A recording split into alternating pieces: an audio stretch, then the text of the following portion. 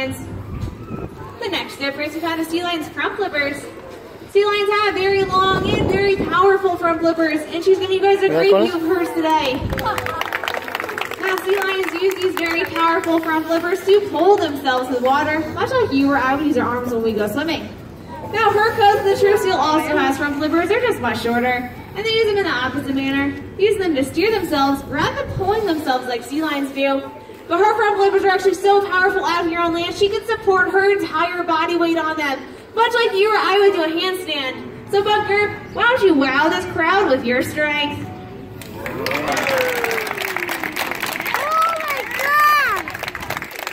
Great job. And keep in mind, folks, that's all 200 pounds on just those two front flippers alone. Now the final difference we can point out for you guys can be found in their rear flippers. Due to something called a rotatable hip bone, sea lions have the ability to tuck their rear flippers up and underneath their bodies, which makes them very mobile out here on land. As you can see, Bunker had no trouble at all hopping on and off of her seat and following her trainer both backwards and forwards with ease.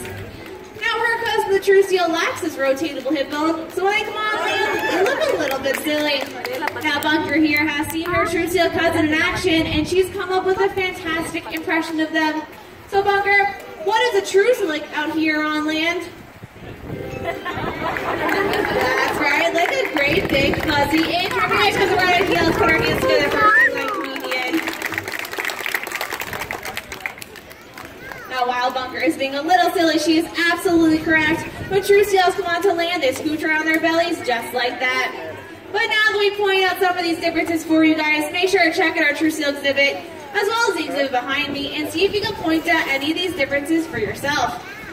But Bunker here wants to make sure you never confuse her for her true seal cousin again. She is a sea lion, and quite the talented one at that. You see, Bunker's been working on some of her dance moves. So what do you guys say? You want to see Bunker dance? That's what I thought. We're going to get her favorite song on. Clap along when you hear the beat to help her keep the rhythm. Now here it is, ladies. Take it away.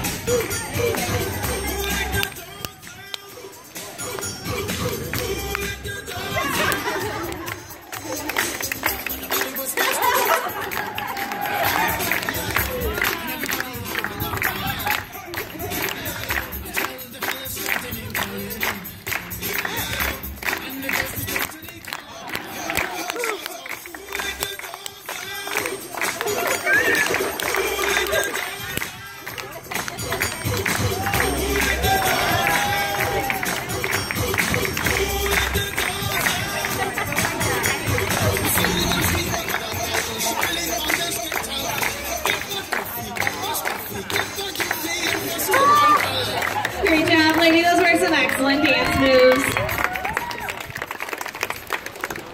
But with those great dance moves, it does not bring us to the end of our show just yet. But these two are going to make their way inside to finish showing off for you guys in there. Now, while these two make their way around, them, it's never in a competition between them for food or attention to their trainers. But this is Bunker Show, so let me welcome our star back up to her stage. Now, as I have been mentioning throughout your show, Bunker here is a California sea lion, and this species can be found all along the west coast of North America, as far north as British Columbia up in Canada, and as far south as the Baja Peninsula down in Mexico.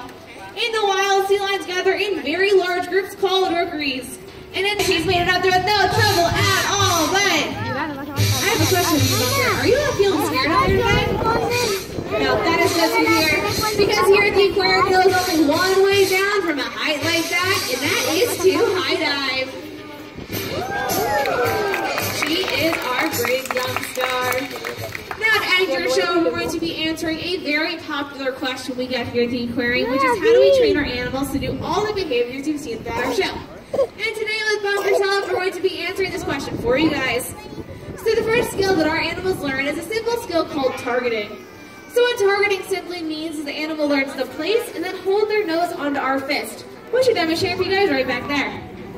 Now once they're comfortable targeting our fist, we can move that target to other objects, like that red and white moving on a stick called a target pole, or even some of their favorite toys, like that very colorful ball usually suspended high above the water. You see that ball did start off at the surface of the water, but over time, we've been able to raise it higher and that today. We can still ask the animal to target it, and from there, we can shape some pretty cool behaviors like jumping, but I don't know, guys. That ball is looking awfully high up there today. This is Bunker's grand finale. Why don't we cheer her on one last time and see if she can do it? All right, Bunker, can you touch that ball?